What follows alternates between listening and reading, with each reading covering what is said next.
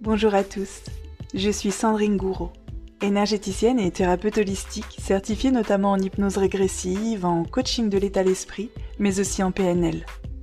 Dans ma vie d'avant, j'étais assistante de direction, et puis un jour, au bout de 16 ans, j'ai tout quitté. Tout quitté pour suivre ma voie, mon chemin, ma passion, être énergéticienne.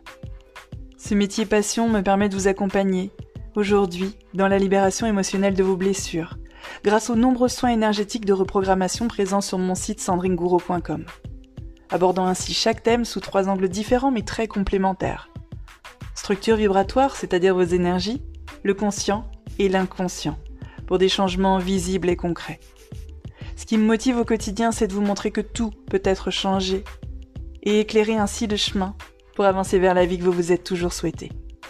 Et c'est exactement ce que je vous partage à travers tous mes différents contenus, que ce soit sur mon compte Instagram Sandy Moi Oui, ma chaîne YouTube Sandrine Gouraud, ce podcast ou mon site internet. Je vous souhaite une très belle écoute de ce podcast.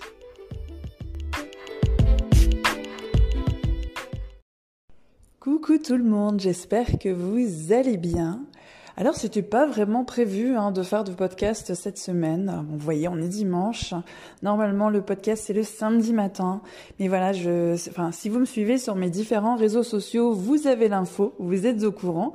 Je suis en plein déménagement, donc là c'était le cas toute cette semaine. Ce sera le cas toute la semaine prochaine et probablement encore une bonne semaine derrière. Et puis, gestion des priorités oblige, il a fallu rogner sur certaines choses. Donc, j'ai pas créé de nouveaux audios cette semaine pour le site. Et puis, j'ai pas créé de podcast.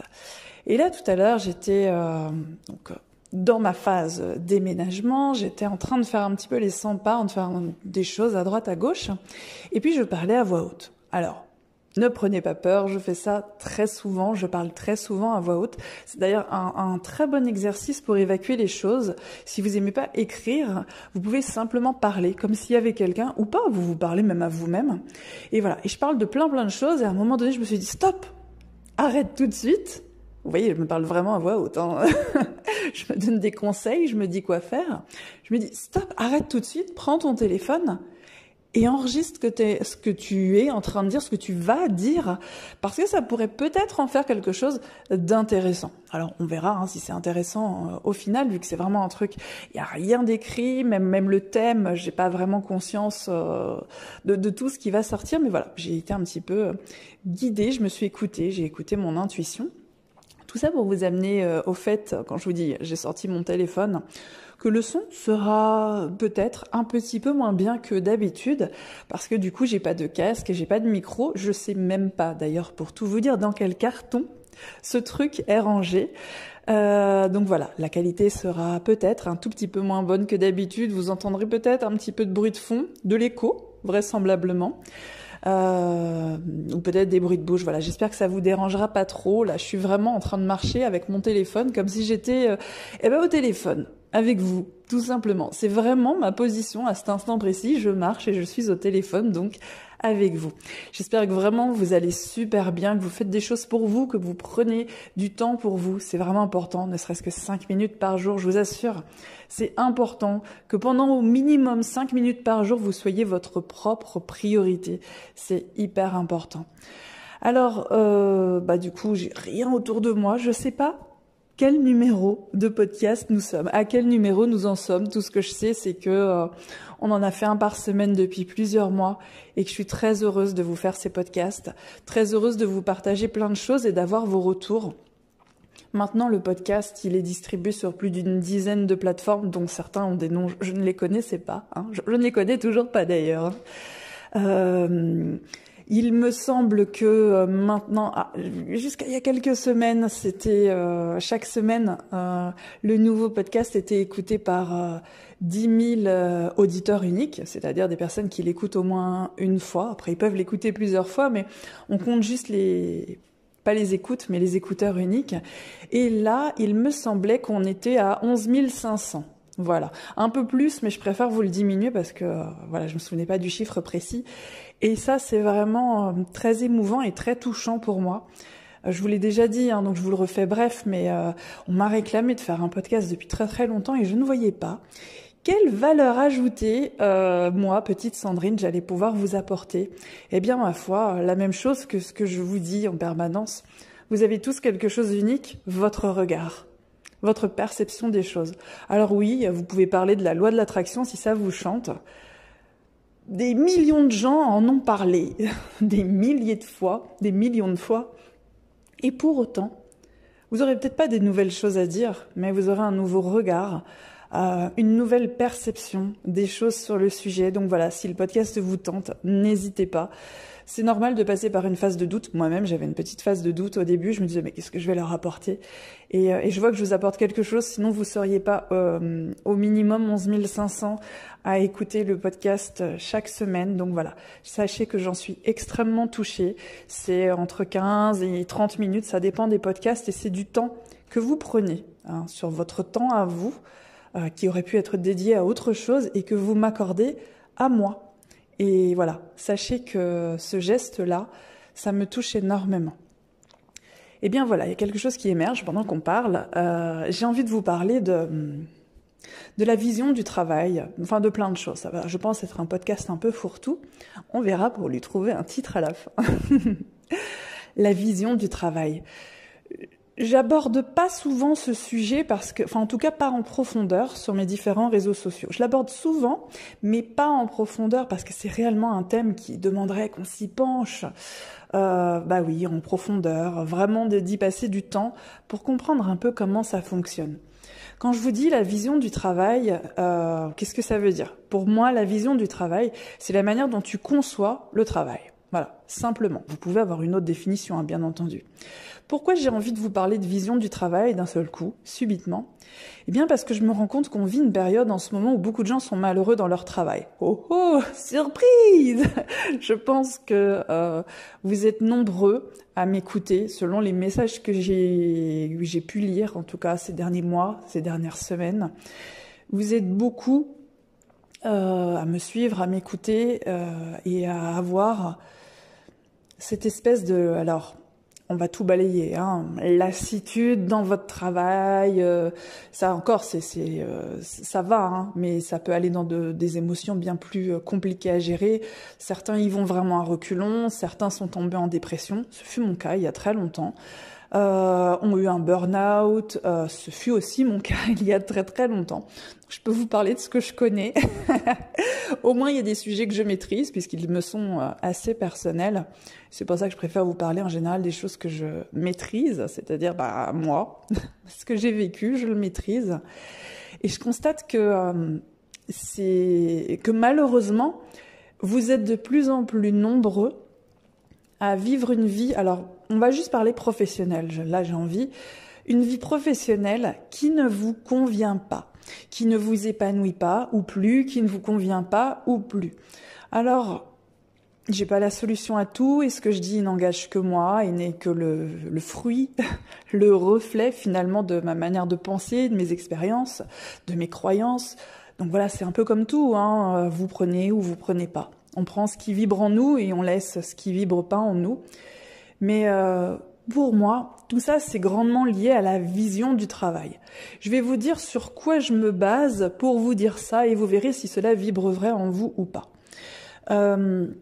J'aime beaucoup suivre des comptes. Alors, je les suis pas éternellement, voilà, parce que ça peut aussi me lasser, je change. Des personnes de télé-réalité ou des personnes qui ont simplement monté leur entreprise, qui proposent des formations de quelque chose, dans l'immobilier par exemple, dans la rente immobilière. Voilà, beaucoup de gens qui à un moment donné ont décidé de changer de vie. Voilà, ça c'est quelque chose que j'aime beaucoup. J'ai énormément chez moi dans les cartons, bien sûr. Me demandez pas dans lequel, vous avez compris. J'ai énormément de livres sur le sujet. Dès que quelqu'un de ce style sort une biographie, c'est vraiment quelque chose que j'aime beaucoup acheter. J'aime beaucoup lire les histoires, les chemins des gens qui sont partis de rien pour arriver à quelque chose. Voilà, juste après, chacun a sa définition, bien entendu, mais ils sont partis de rien, ils sont arrivés à quelque chose, ou sont partis d'une vie pour arriver à une vie mais complètement opposés, ce qui est mon cas, ce qui est le cas de plein de gens, et j'adore lire ce genre d'histoire. Donc voilà, je suis souvent sur les réseaux sociaux, j'aime beaucoup suivre ces gens-là. Donc un mix de personnes de la télé-réalité. Alors en général, je choisis parce que je ne me sens pas à l'aise ou en résonance avec tout le monde non plus. Ça, les biographies, les vidéos YouTube aussi, on peut en trouver plein.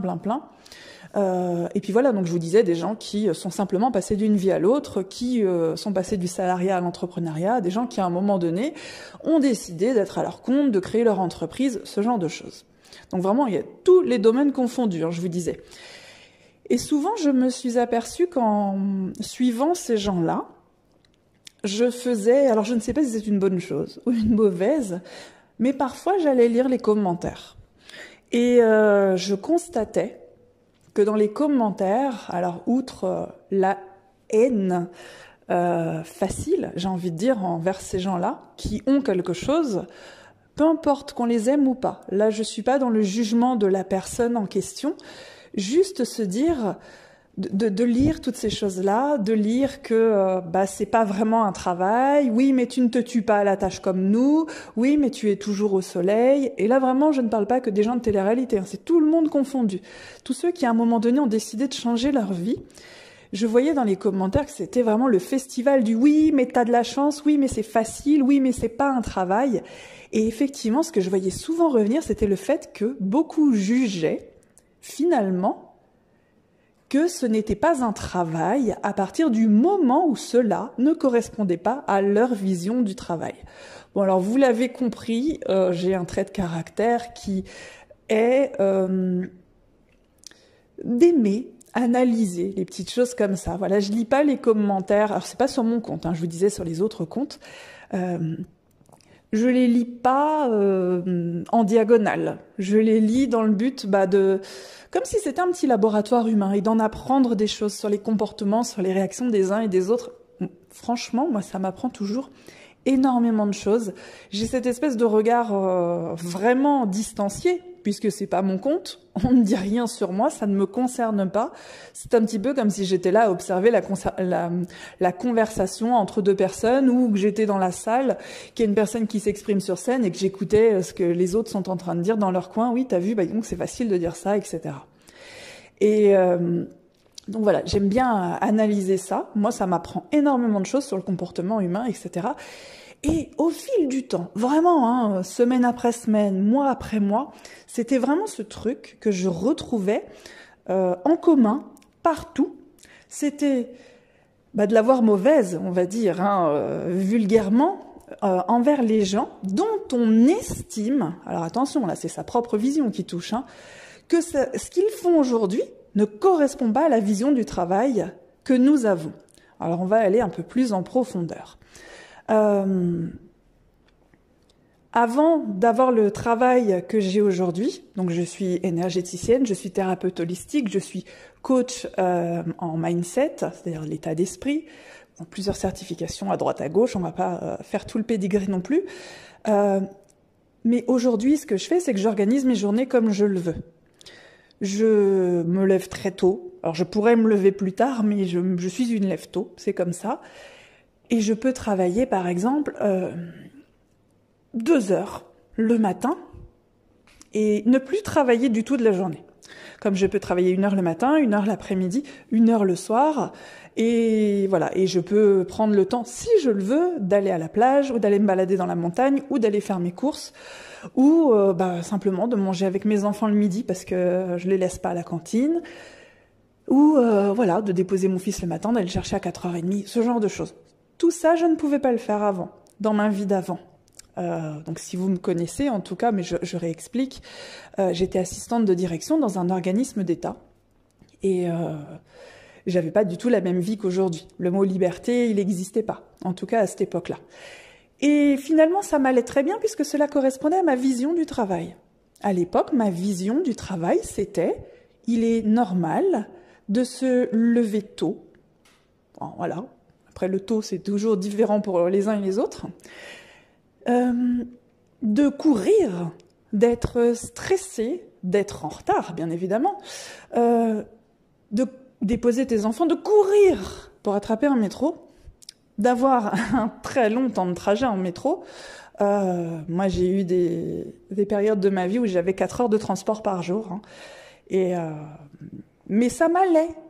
Ça correspondait à ma vision du travail. Voilà. Et donc, tu arrives le matin au travail, et tu t'installes, et tu fais ci, tu fais ça, et puis tu pars après à telle heure le soir, etc. C'était ma vision du travail, et c'était normal. Alors, c'était le fruit de mon éducation, très certainement. Je voyais que je m'éteignais à petit feu, mais je n'osais pas croire, envisager qu'il pouvait en être autrement. Parce que le travail, on m'a toujours dit, et je pense que vous avez déjà entendu ce genre de choses, le travail, c'est pas fait pour être aimé, c'est pas fait pour te faire plaisir, c'est fait pour travailler, c'est fait pour payer tes factures, c'est fait pour gagner ta vie. Déjà, gagner ta vie, ça on pourrait en faire un podcast aussi, hein, parce que cette phrase est géniale, gagner ta vie. Mais tu as ta vie? Non, tu dois la gagner. Ah, c'est comme ça, c'est un jeu, tu dois la gagner. Bon, on fera ça sur un autre podcast, hein, vous voyez, il y a plein d'idées qui me viennent en tête. Donc voilà, ça correspondait à mon idée du travail. On m'avait toujours dit, et je pense que vous avez entendu ça un certain nombre de fois autour de vous, soit dans votre famille ou voilà, ailleurs, le travail, c'est pas fait pour que ça te plaise. Peu de gens, le lundi matin, se disent « Wouhou, je vais au bureau !» C'est rare. Par contre, ce qui n'est pas rare, c'est d'être très heureux le vendredi.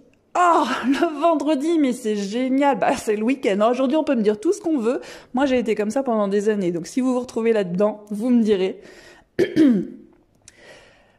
Le vendredi, on pouvait me dire n'importe quoi. Franchement, le vendredi, mais tu pouvais me faire n'importe quoi dans ma journée. Même la pire des crasses, c'était pas grave. Parce que, c'est vendredi. Il régnait une énergie de bien-être, et chez tout le monde d'ailleurs. Hein. Donc voilà, le vendredi. Le samedi, c'est merveilleux. Le dimanche, tu dis, le week-end, il est passé vite. Oh, on est déjà dimanche. Oh, c'est lundi demain. Vous entendez le ton? Je suis désolée par avance si vous vous reconnaissez là-dedans, parce que je sais à quel point c'est pas plaisant. Le fameux blues du dimanche soir, c'est génial, c'est un terme maintenant, c'est un terme, on l'a acté, voilà, du coup tout le monde vit le blues du dimanche soir, c'est normal. Alors n'essayons pas de le changer. Oui, c'est normal, hein, le dimanche soir, de ne pas avoir envie d'être le lendemain pour aller au bureau. Et vous voyez, tout ça, ça correspondait à ma vision des choses, ma vision du travail, mais également la vision de plein de choses. C'est peut-être la vôtre aujourd'hui.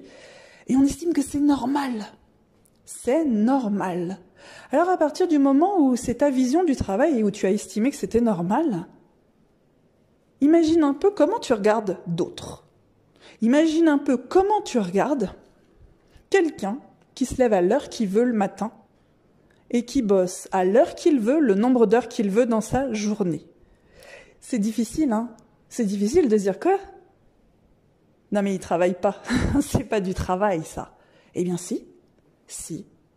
C'est pas ta vision du travail, ça ne correspond pas à ta vision du travail, mais c'est un travail. Et là où ça nous chahute en profondeur, c'est quelque part ce que ça nous envoie comme message. Alors c'est du domaine de l'énergétique et de l'inconscient, hein, au fond de nous. C'est que, mais attends, ça veut dire que si c'était vraiment, je vais dire possible, si c'est vraiment possible, je veux dire d'avoir ce genre de vie, de travailler comme ça veut donc dire que moi aussi, je pourrais le faire. Maintenant, du coup, si moi aussi, je peux le faire, comment ça se fait que je fais ce que je fais aujourd'hui? C'est pour ça que c'est si difficile que ça. Et que de l'accepter. Et de changer sa vision du travail. Alors, je suis pas en train de faire une ode à l'entrepreneuriat, mais par contre, je suis en train de faire une ode à la liberté. Une ode à la liberté dans tout ce qui existe. On va pas l'approfondir dans ce podcast, mais voilà. Une ode à la liberté financière, une ode à la liberté d'être, une ode à la liberté professionnelle, une ode à la liberté d'organiser votre temps comme vous le voulez. Et tout ça, ça n'est possible qu'en transformant sa vision du travail. Alors, au minimum, accepter qu'il y a plusieurs visions du travail, au minimum. On n'est pas tous obligés d'avoir la même vie professionnelle. Mais si on acceptait plus facilement que toutes les autres personnes que je viens de vous citer, alors j'en fais partie, forcément.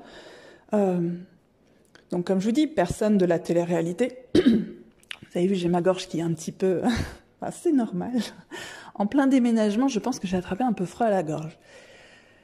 Que ce soit les personnes de télé-réalité, qu'on les aime ou qu'on les aime pas. C'est les personnes qui ont changé de métier, qui aujourd'hui vendent des formations ou autre chose sur le net, etc. Moi, j'aime beaucoup suivre ces gens-là parce que leur vision du travail m'inspire. Et ça me fait du bien de regarder ce genre de compte, de lire ce genre de choses, de lire ces biographies-là. Parce que petit à petit, je suis passée de « mais c'est pas un travail ce qu'ils font » à « ben si ». Si, c'est un travail. On peut avoir chacun sa définition du travail, mais je pense qu'on va tous s'accorder sur le fait que tu fournis quelque chose, tu es rémunéré en échange. Voilà, ça, c'est la définition du travail. Et quand on part tous de cette définition-là, finalement, tous les gens que je viens de vous citer travaillent. Mais vous aussi, vous travaillez. Attention, vous ne travaillez juste pas de la même manière. C'est important d'axer son travail personnel sur sa vision du travail. Déjà, c'est vrai que ça évite d'être dans la haine des autres parce qu'ils ont choisi et ils réussissent plutôt bien, selon chacun sa définition de la réussite, dans une vie professionnelle qui les épanouit. Oui, il est possible de travailler en ayant le sourire. Oui, il est possible de travailler en étant heureux de le faire et t'aimes tellement ton travail que tu t'arrêtes jamais. C'est mon cas, réellement. Si on m'avait dit ça à une époque, je pense que j'aurais fait attention. Voilà, j'aurais bien rigolé. Ça, c'est moi, quand je rigole bien. Parce que j'aurais pas cru un instant. Écoutez le mot travail. Travail. Rien que quand on le dit comme ça, on sent que c'est pas... qu'inconsciemment, on fait un ancrage négatif avec le travail. Or, tu peux vivre de ton activité aujourd'hui, quelque chose qui t'épanouit. Moi, je suis énergéticienne et thérapeute holistique et aujourd'hui, j'en vis.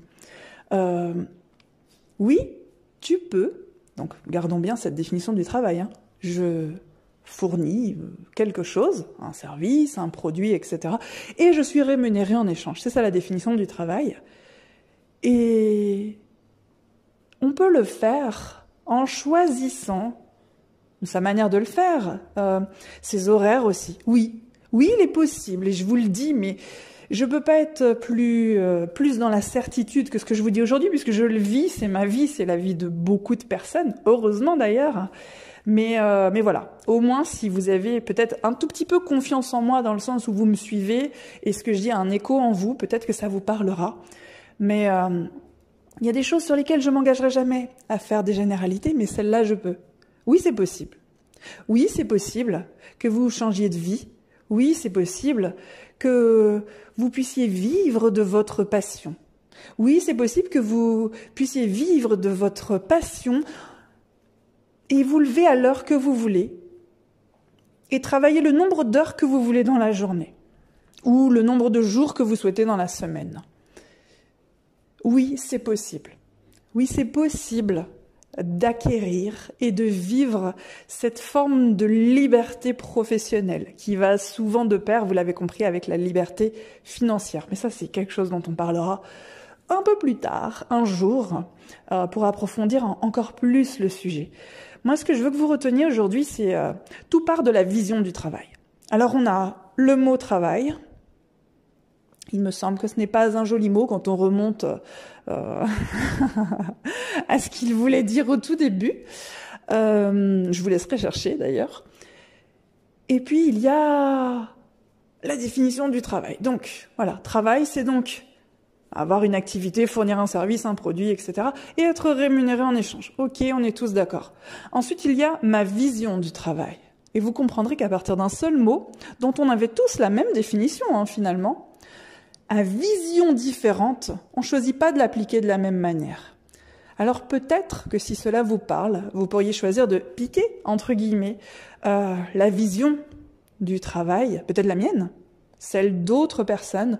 Peut-être que vous pourriez juste laisser un petit peu filtrer en vous cette vision du travail. Peut-être que vous pourriez juste ouvrir la porte et vous dire, bon, je laisse passer un petit peu d'air de cette vision du travail, parce que ça me parle, parce que je suis à un moment de ma vie où j'ai envie d'agir différemment, parce que je suis peut-être à un moment de ma vie, avec tout ce qui s'est passé cette dernière année, où j'ai envie de changer d'air, où j'ai envie de faire ce que je veux, où j'ai envie de m'épanouir, de faire un travail qui a du sens, qui est utile, et je vais pouvoir en vivre.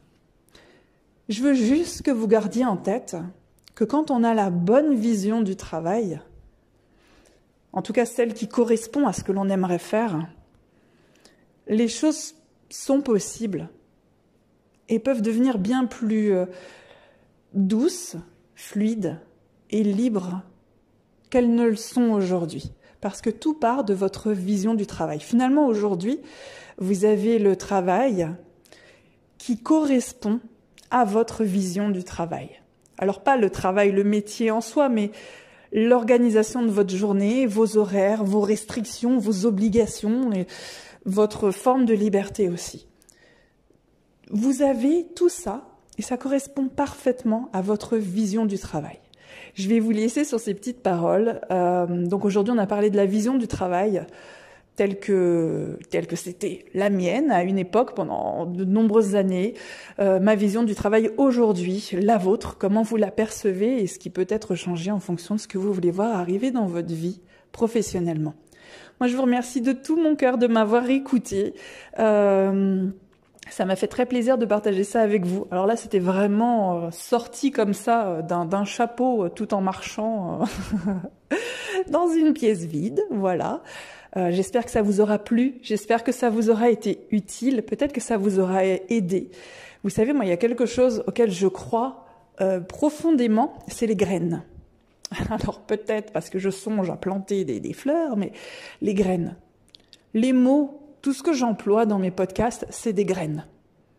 Alors, et là j'en ai, donc c'est pour ça que j'y pense, j'ai des graines dans un sachet. Il n'y a pas de souci, elles me feront rien. Non, mais elles me feront rien, elles sont dans un sachet, elles vont pas pousser, elles vont pas grandir, elles vont rien faire. Et finalement, tout ce que je vous dis dans mes podcasts, c'est des graines. C'est des graines. Alors, à vous d'avoir ou non, ou d'apporter ou non le bon terreau, la bonne eau, et d'en faire quelque chose, ou de choisir de les laisser dans un sachet. Mais je pense véritablement que tout ça, c'est des graines. Voilà, on est tous de formidables jardiniers. Je vous remercie de m'avoir écouté, je vous souhaite plein de merveilleuses choses et à très bientôt.